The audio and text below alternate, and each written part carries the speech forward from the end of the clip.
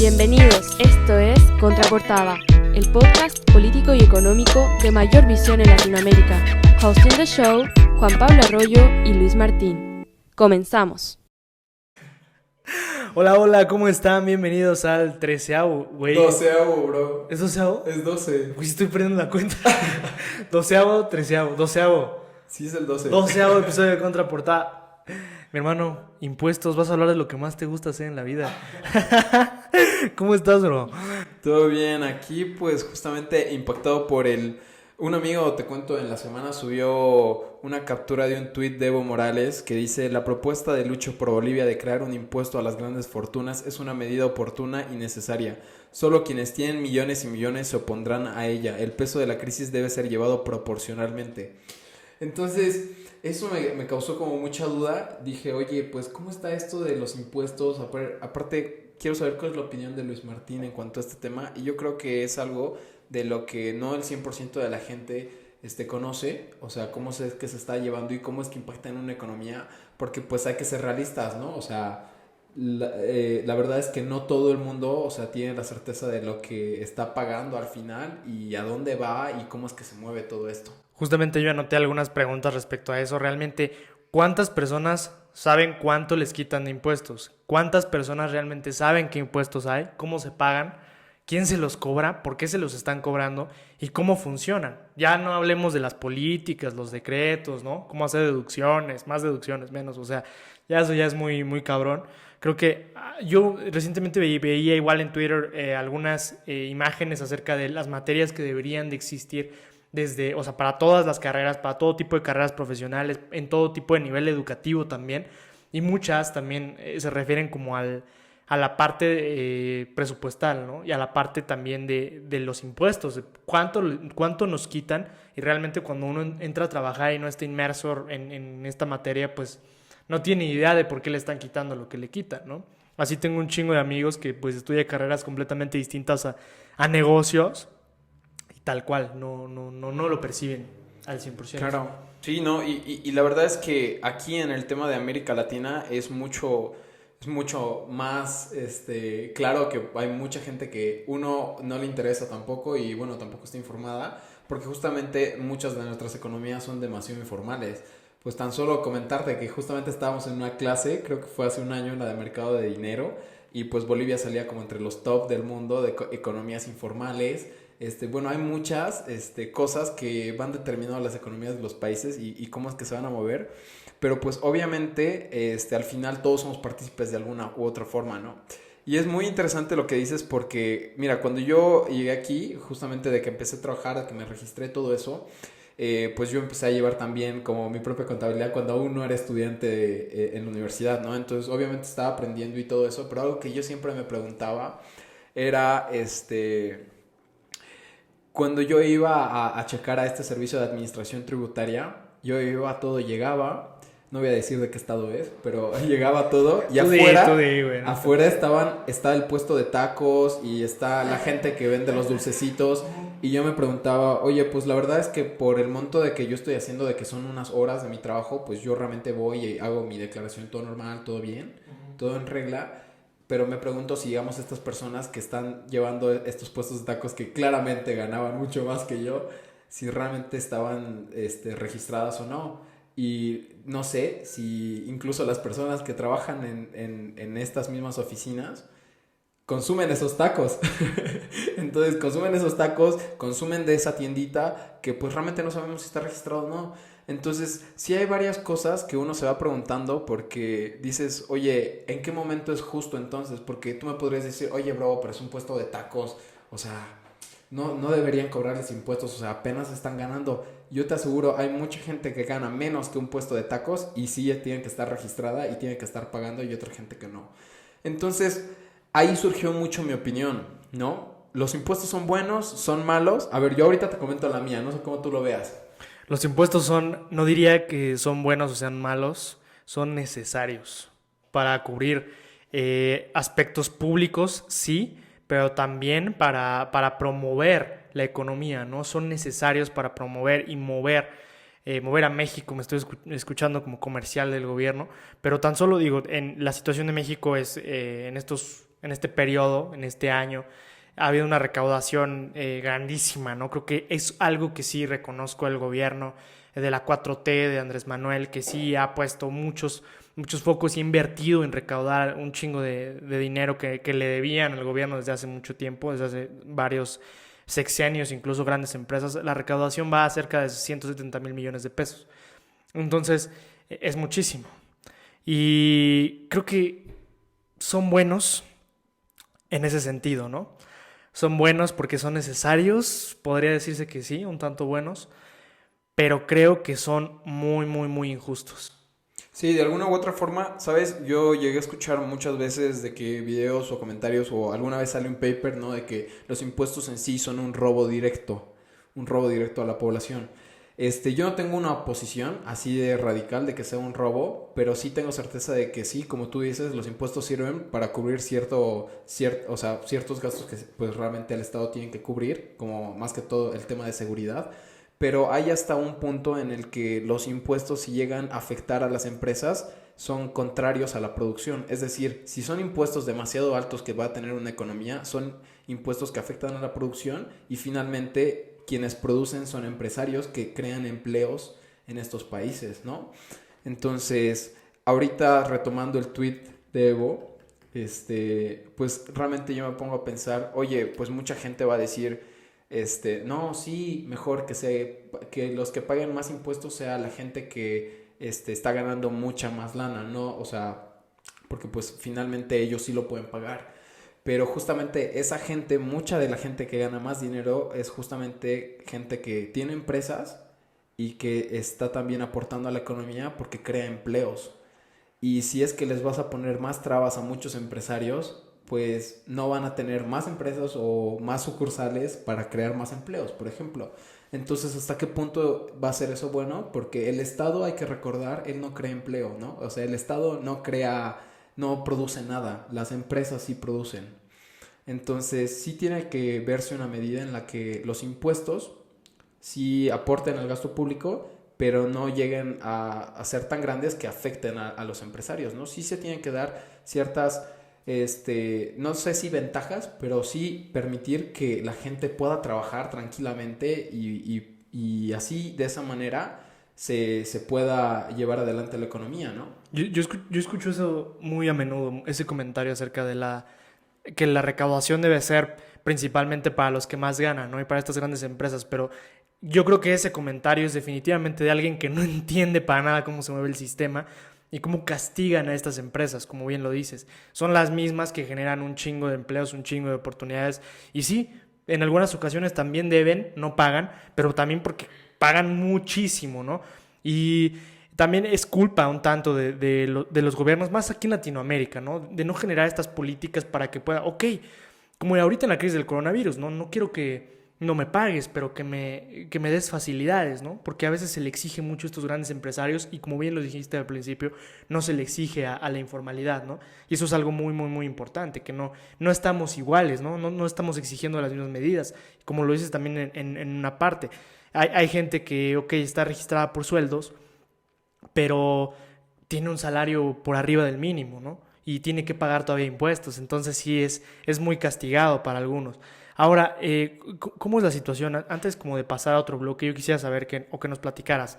La situación en Bolivia respecto a los impuestos es muy parecida, güey. Digo, en México, aquí se paga en México 30% de impuestos sobre la renta, tenemos un IVA del 16%, o sea, es un chingo de dinero, es mucho porcentaje. Más adelante vamos a hablar de un datito que me gustó de los cigarros, pero ¿es parecido en Bolivia como en Latinoamérica? Lo que pasa es de que aquí hay un sistema que creció en los últimos años. O sea, justamente era lo que nosotros estamos viendo. Llegó un periodo que creo que fue el 2006 en el que el porcentaje de la población que empezó pues justamente a pagar impuestos, a estar registrada, a pasar a la formalidad, creció de un 10 a un 50%, lo cual no tiene Bolivia. En Bolivia realmente abunda muchísimo la informalidad y te aseguro que muchos países centroamericanos tienen el mismo caso. Y mucho más, por este lado se agarran los políticos con este tipo de comentarios de que quien tiene más, que pague más, como una manera populista. Súper socialista, populista.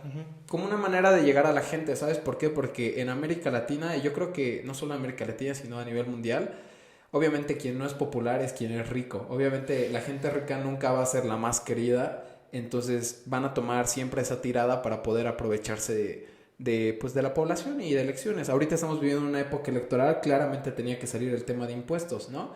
Entonces Evo Morales, que pues obviamente en su vida ha manejado una empresa, entonces pues todo el tiempo se ha dedicado a que pues realmente a destinarlos y administrar recursos del Estado que él no los ha creado. O sea, realmente el Estado los ha obtenido a través de la recaudación de impuestos y muchas veces de la estatización de recursos que pues ya hemos visto en muchos de los casos no tienen pues buenos resultados al final, ¿no? O sea, a largo plazo pues realmente no apoyan de buena manera a una economía.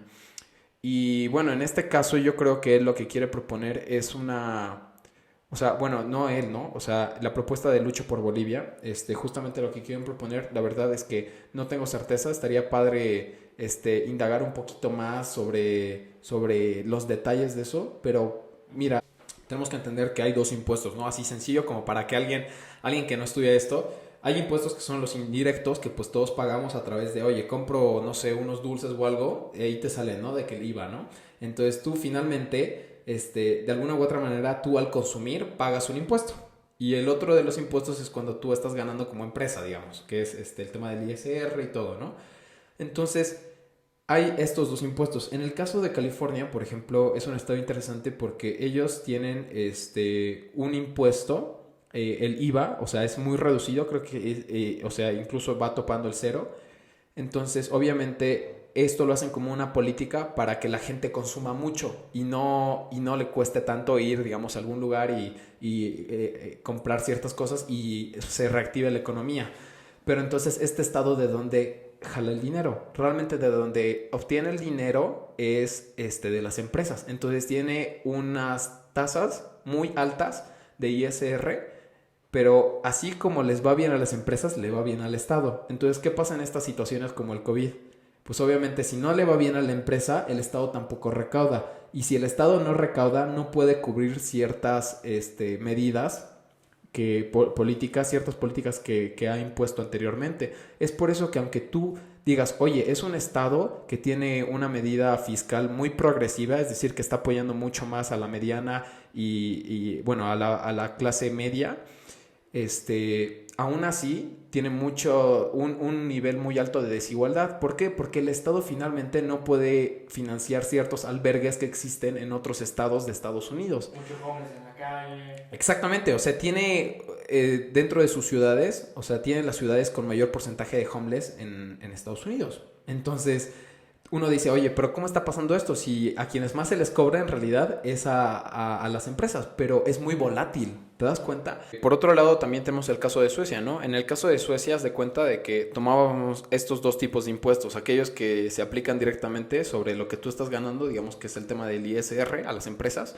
A ellos incluso se les da muchos beneficios en Suecia, se los deja trabajar de manera normal, pero donde tienen un alto elevado impuesto es en el IVA. O sea, en lo que consumes. Es decir, que cuando ellos van a comprar, no sé, por ejemplo, este vaso, les cobran un 25% de IVA. Es un IVA alto, pero el Estado depende más de este consumo que de las empresas. Entonces, todo el tiempo le va a asegurar. ¿Y por qué es importante esto? Porque pase crisis la que pase, al final tú y yo tenemos que seguir comiendo, sigues consumiendo de alguna u otra manera, eso no va a cambiar. Entonces, el Estado todo el tiempo tiene pues esa recaudación justamente para poder otorgar las políticas que ya tiene como el estado de bienestar, de que cubren salud y bueno, otras cosas. Entonces, en este caso, si hay que indagar cómo es que realmente se quiere llevar adelante en Bolivia o en cualquier otro país, hay que tener mucho cuidado con este tipo de políticas porque nuestras economías igual no es como que las más estables. Entonces, si van a ser muy volátiles y más con este tipo de cosas que estamos viviendo ahorita y solo vamos a depender de eso sin cobrar un IVA, pues realmente cómo van a estar nuestros estados, ¿no? O sea, sí. y más en América Latina que tenemos economías que dependen muchas veces de un solo sector. California no tiene grandes problemas porque California tiene una economía diversificada, pero no es el mismo caso para América Latina. Sí, no, digo, aquí hemos dependido muchísimo tiempo del petróleo. Hoy en día creo que también, justo yo te iba a comentar, se diversifican o hasta el momento o recientemente en México no se han creado nuevos impuestos, ¿no?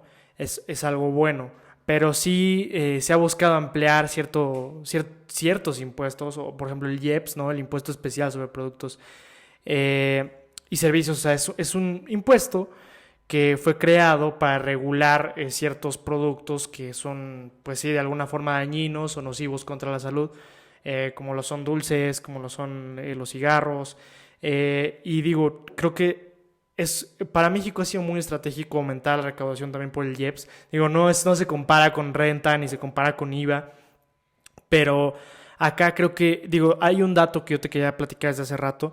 Los cigarros recientemente, este año, fueron víctimas de un aumento en el IEPS. Entonces, antes, bueno, más bien ahora se pagan 0.49 centavos por cigarro de impuesto, ¿no? Eso normalmente la gente no lo sabe. O sea, te fumas la mitad, o sea, si el cigarro hoy vale $1, ¿no? Tal cual, si es su costo, la mitad vale el impuesto, ¿no?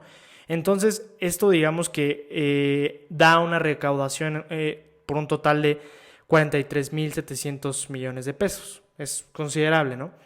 Entonces se hablaba recientemente de que si se aumentaba $1 a los cigarros, $1, o sea, si costara ahora 1.49 pesos de IEPS, ¿no? Aumentarle literalmente $1, la recaudación podría ser de un 35% mayor, 59.000 millones de pesos. Entonces, digo, actualmente el 30% de este impuesto de la recaudación, de estos 0.49 centavos, son para las entidades federativas, son para los estados.